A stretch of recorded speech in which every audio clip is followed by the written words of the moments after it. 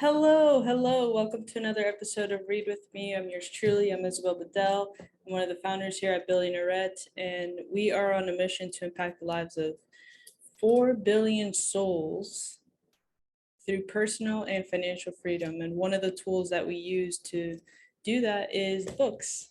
So we're on a mission here to actually read 22 books for 2022. And we are in the month of April. So we've read about 8 books so far, which is 800 times more books than I did last year alone. So that's a huge, huge growth that I would definitely say that I'm so very proud of. And, what's really powerful about these books is that one is on personal freedom, the other one is on financial freedom. And this particular book that we're reading for financial freedom has to do with physical products. Now, this is the first book that I've ever read on physical products. Like, I have a digital business.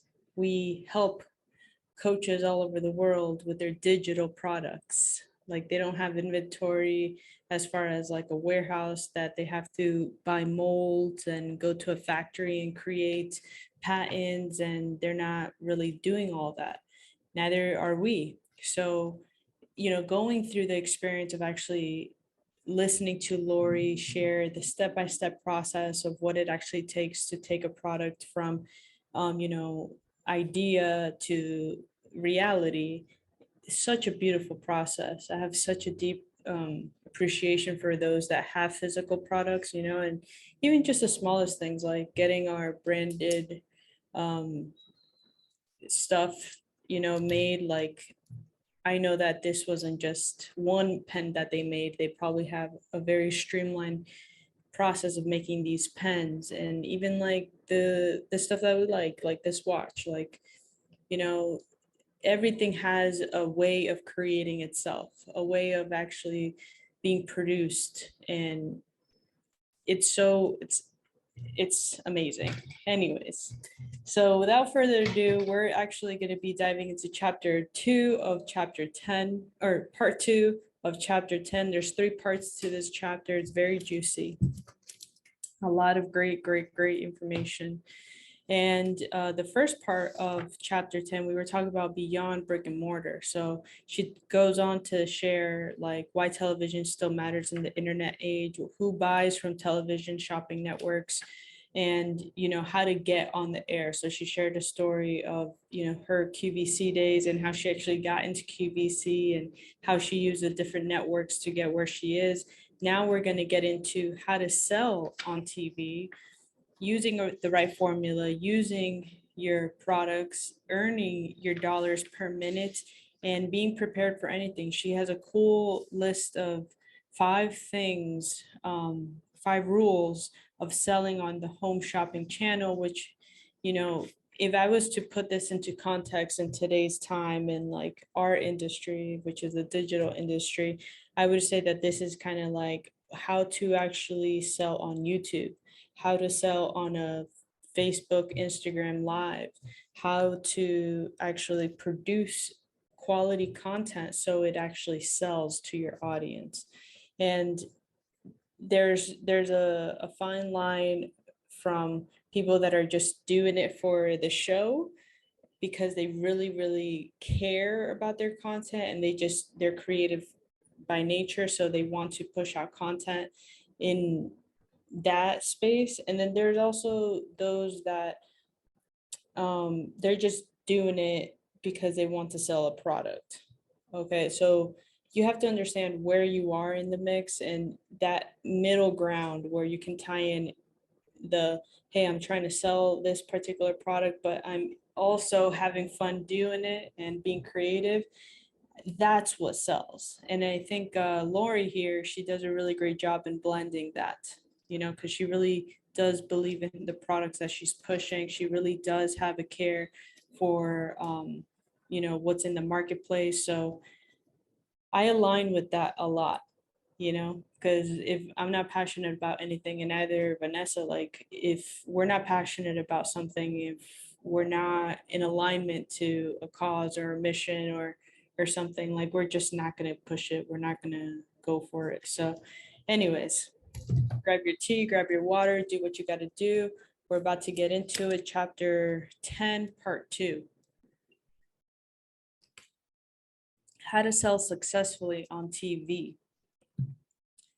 I was completely unprepared for my first performance ever on the air for the Home Shopping Network, and it was not quite what I expected. I thought I'd arrive at the studio and get a crash course on television sales, maybe even a dry run, but there is no luck. Nowadays, networks prep presenters and there's an on-air guest class, but at the time, they just threw you in the air. Dan accompanied me to Florida, and as soon as we arrived at HSN, they sent us to the green room where Billy Mays of OxyClean fame was also waiting to go on air. I just sat down and asked him what I was supposed to do, and he said, just go out there and demo it. It's no different than showing it to a friend. So next thing I knew, an assistant called my name, escorted me to the set, and clipped on a mic on me. Luckily, I was not standing there all by myself. Next to me stood a lovely woman named Chris Scanlon, who, right before the camera started rolling, whispered reassuringly, hey, don't worry, this is a really cool product. Then she went on to do 80% of the talking. Thank goodness for that, because I wasn't sure what to do or how it all worked. She asked me so many questions about the organizer that it was almost like an interview. Recently, I looked back at the video and it was so funny. I just stood there, barely touching my earring organizer, which is hilarious because if there's one thing I'm known for, it's constantly moving and demonstrating my product. As I stood there, thoughts were running through my mind. Oh my God, I'm not sure what happened next. They just threw me out here. What do I do? Then Chris looked at me with a big smile and informed me that we just sold out. It was over in a flash. We just sold 3,000 units in 8 minutes. Not only that, but we actually oversold by 30%. That was a pretty big deal. I was stunned, but so incredibly happy. This was a sign we had made it. The product was going to be a success. Next thing I knew, my buyer was asking me how fast we could get more product and was scheduling me for another airing before Christmas. I headed straight to my factory, made more product, and got back to Florida as soon as possible. I made regular appearances every 4 to 6 weeks for a year. And as for anyone who watches me on TV today can tell, I got more comfortable and a lot better at talking about demonstrating my product. Now it's second nature. I think about that moment. What a big deal it was to Dan and me, how nervous I was, how excited I was, how thrilling it was when I sold out. Every time I bring one of my entrepreneurs' products on QVC, I try my best to make sure they're not nervous or worried and that we've covered everything we need to ensure that the product is a success. I want them to experience what it feels like to be the sold out sign when it comes up. Trying to beat me out of a deal, Kevin O'Leary once told a Shark Tank contestant that TV ladies are a dime a dozen. That's like saying that any investment banker can get the same results as Kevin. No. To stay alive and relevant on television takes a tremendous amount of hard work, sharp instincts, and guts. There's an artwork to knowing your business inside and out. Not every airing is a hit. There are so many factors involved that are completely out of your control, such as what time of the day you will air, what time of the week, and so on. But then knowing how to navigate the system, knowing how to present a product on TV, knowing all the menu of TV sales is something I've been learning my entire career. First, you have to know what's a good product. Next, you have to know what's right for TV. Then there are the best demo techniques, the perfect price points, and navigating your way through the ins and outs of business. There are so many facets to selling successfully on a TV shopping channel. I've seen so many vendors and representatives come and go, even just to get on QVC. Your product has to move through their quality assurance department, pass their 11-point drop test, be compliant with all their rules and regulations, and that's just to be part of the purchase order. First, you have to know what's a good product. Next, you have to know what's the right one for TV. Then there are best demo techniques, the perfect price points, and navigating your way through the ins and outs of business. There are so many different facets for selling on TV, and on a top TV shopping channel. I've seen so many vendors representatives come and go. Even just to get on QVC, your product has to move through quality assurance department, pass through 11-point drop test, be compliant with all their rules and regulations. And that's just to be part of the purchase order. Then you have to be successful. The majority of products last less than a few years on QVC. So believe me, getting on TV and staying on TV is a lot harder than it looks. Kevin and some of the other sharks know this because their products have been on QVC and then disappeared. To sell successfully on television, you must do the following. And this, my wonderful listeners that are digital business owners, okay, this is literally, I believe, what can tie into like social media. Like, how can you stay relevant on social media? Instagram, Facebook, LinkedIn, TikTok now. Eventually there's going to be a brand new one. Like, how do you stay relevant? YouTube, how do you stay relevant on all these platforms? And here's the right formula. The truth is, just getting on TV is often the easy part. No item is ever a shoo-in, even though sold by celebrity endorsers. The customers are far savvier than to buy a product just because it bears the name of a famous person. You have to make magic happen, and you have to have a great product if you're going to be asked back. Successful television retail requires no less than an ideal combination of great demonstrable products sold in the perfect way by the right person at the right time and at the right day of the week. The formula really is that precise. So earn your dollars per minute. To get a reorder and a new airing, you have to earn at minimum whatever number of dollars per minute have set for that day of the week in that time slot and for that time of the year. So for example, an item sold on Monday at 3 o'clock might be required to sell $5,000 per minute. If you don't reach that goal, you might not be reordered and your product could be returned back to you. So brick and mortar stores will give you a longer chance to find your ideal audience. Your product can live forever on your website, but on TV, the first time your sales don't keep up with expectations, you'll probably be done because QVC has to find another product that will sell. Of course, if you exceed your goal, say you sell $6,000 or $7,000 per minute, you'll quickly get a reorder and a new airing, but you still have to sustain the number at each time you appear. If you start to slow down, it will appear it has had its day, and the channel may discontinue selling the item. It is probably more difficult to succeed in television sales than in any other sales medium. On the flip side, if you do succeed, it could be huge. It can literally sell hundreds of thousands of dollars per minute.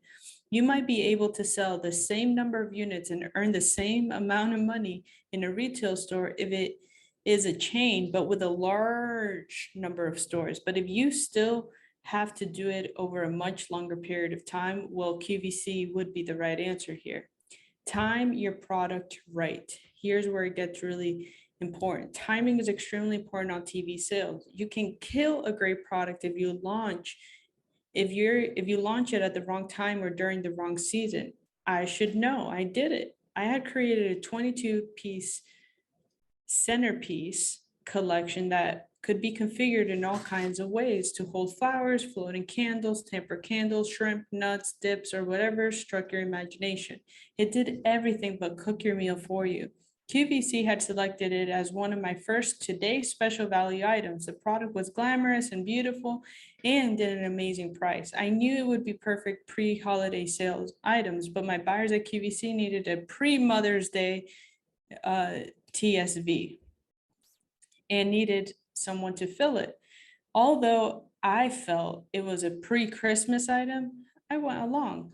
At this early time in my career, I'd only been lucky to get a few spots on today's special values. So that's what TSV means, today's special values. So I wasn't going to pass up this opportunity. It turned into one of my biggest failures. Unfortunately, once something doesn't work on air, the TV networks lose interest in it, and you have to work incredibly hard to get it back, to let them try. Again, fortunately though, Some product was returned to me. QVC still had some left in stock that needed to sell. The network let me put it on the centerpiece back on the air the pre-holiday season where it did really good.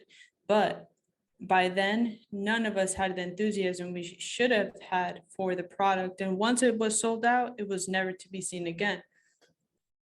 Another time, I went on the air just as President Bill Clinton held a press conference and delivered an infamous statement. I did not have sexual relations with that woman. No one was watching QVC that day, obviously, and my product hardly sold at all. It just goes to show how unpredictable the television retail environment can actually be. I remember walking out of that studio thinking, I'm dead. But I did get a second chance. Another time I had a today's special value, a TSV, that wound up being on the same day as the last 24 hours of the countdown to the Iraq war. Everybody's eyes were glued on CNN and not QVC. The programming was set. There was nothing I could do. As you can imagine, that was a hell of a bad day. And here it goes. You got to be prepared for anything. Live TV can set you up for all kinds of hilarious situations. The trick is to stay on your toes and roll with it. I've had a liter bottle of seltzer water explode in my face, an electric car can opener that wouldn't work. I've burned my hand on a molten hot butane lighter. And during the only blackout of QVC history, I was selling on air. As luck would have it, I was selling magical floating water candles. They came in quite handy that day. Another time I went to Dusseldorf to sell on QVC Germany. I got to the studio and I saw the name of the show. I was going to be called. It was called the Schumacher Gallery. Oh my God, it turned out that the German word for jewelry is Schmuck. Then I saw on the screen that the name of the product is the Ohrring Offenberg system, whatever, it's in German. I thought that was hilarious. My first appearance on QVC Germany went really good, and we were all invited back with another set of products, eventually getting on the today's special value for my full-length mirror jewelry cabinet. Everyone in the program wears an earpiece so we can hear the callers, but since I didn't speak a word of German, when I'm selling on QVC on Germany, I wear two earpieces. So when I'm on live on air, one ear is for the callers, and then the other ear is for the translator who tells me in English what the callers are or host is saying. So one time I was kicking off the today's special value at midnight. There was this huge amount of money on the line. I start to sell, and in one ear I hear German. Then I hear the translator voice in the other ear in German. I had no idea what anyone was saying. For 14 excruciating long minutes, I winged it. There was no way to let anyone know something was wrong. I kept talking in English. The mirror jewelry cabinet is fabulous because you could store 350 pieces and it all hangs, and it isn't fabulous. It has an anti-tarnish lining. I'm sure the audience and everyone in the studio thought it was nuts. For surely I wasn't responding correctly to anything that the host was saying. Amazingly, the product sold. That just goes to show you how much television retail relies on demonstratability of the product. What you say is extremely important, but what you do on the air is also very, very important as well. Wow, that's what a story there. Okay, so let's keep things exciting. An important aspect about TV is that you have to keep things fresh and new. People will get bored if every time they tune in, the channel is always selling the same 10 items. So once you've built momentum, get ready to mix things up, not with your demonstration, but with your product itself. Maybe you could add features or offer a better deal. My line of jewelry organizers have been on QVC for 16 years, and they're still going strong as ever because I tweak them to keep them fresh, even as I preserve everything that has made them such classics. I did the same thing with no mess cooking utensils that hung on the side of the pot so they wouldn't mess up the kitchen countertops. The set included a stirring spoon, a slaughter spoon, a fatty graver separator, and a ladle. After 2 years, however, we could see sales starting to slip a little. So what do? Well, we made the heads larger. We developed a pasta fork and a spatula. Everyone loved them and started requesting a non-stick version. And then we went back to the original set of four and made them in the larger sizes, but kept them on their original price. In this way, we were able to maintain the concept that everyone loved and was doing great for us while making the product feel new. You have to constantly think and be creative. Adding colors to a product is often a great move for TV. If the home cook who loves red accents in her kitchen suddenly sees that those cool, no mess cooking utensils that used to be available only in black are now available in red, you have a really good chance of finally making that sale. Playing with colors and expanding product lines reveals yet another advantage to television. Brick and mortar retailers may not have had the space to keep many colors and SKUs, whereas TV, you can actually show as many as you would like. And here are the 5 rules on actually selling on a home shopping network. So number 1, don't oversell. Number 2, no pressure. And then 3, talking points. Number 4, video. And then number 5, clean. Okay, I'm gonna read no overselling. No overselling, that means don't push hard on the selling. An infomercial sell is often exaggerated. They will show videos of people shaking their heads in dismay or whatever problem the product being sold is supposed to solve. It always looks silted and fake. QVC promotes a backyard fence attitude of selling. Though we do film video footage, it is simply to show that the item in action is in actual natural environment and not in dramatization. So when pitching your product on a home shopping channel, you should always sound like you're just hanging out at home, explaining to a friend or a neighbor why you're passionate about the product. That's really strong because like one of the key things that we always share, is you have to ask the fact-finding questions. And then the fact-finding questions are typically pretty hard questions that, you want to ask someone when they're jumping on a call with you, so you can see where they are from a range from 0 to 10, 0 being like, not going to get started, and 10 being, yes, I am going to get started, and truly understanding an objection that they might have. So I like where she's going with that. Don't oversell, just be factual, be logical with how you approach this. And then the no pressure. Infomercials usually come with calls to action. Pick up the phone now and you'll get 2 plus the carrying case. On QVC, there are no throw-ins or add-ons if you dial in. You get whatever is advertised. So the only thing that might influence a consumer to buy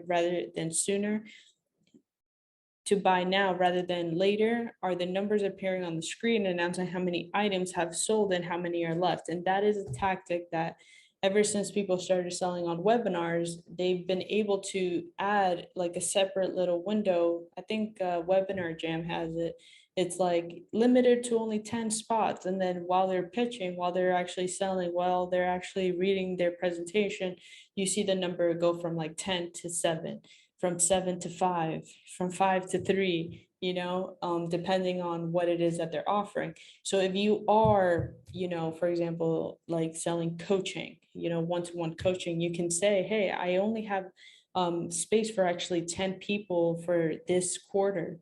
I'm actually filled up when I get to 10 people. Right now I'm at 6. So I only have 4 spots available. If you do qualify, I would bring you in, but if you don't qualify, that's totally fine. There's going to be other opportunities. I just have a few questions to ask you. And I feel like once that person understands where you stand and where you are, it gives a better dynamic of like, okay, this person actually values their time. They value their commitment to this program, this coaching, all of that. So being very, very clear in your intentions is incredibly, incredibly valuable, right?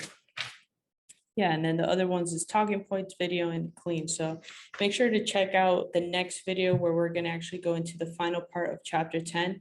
And we dive deeper into the clever, unique creations, which is going to be good, what happens behind the scenes, and some other selling venues. She's actually going to go into e-commerce and how like all the other stuff can actually work. So this is going to be pretty good. I'll see you in the next video and talk to you soon. Ciao.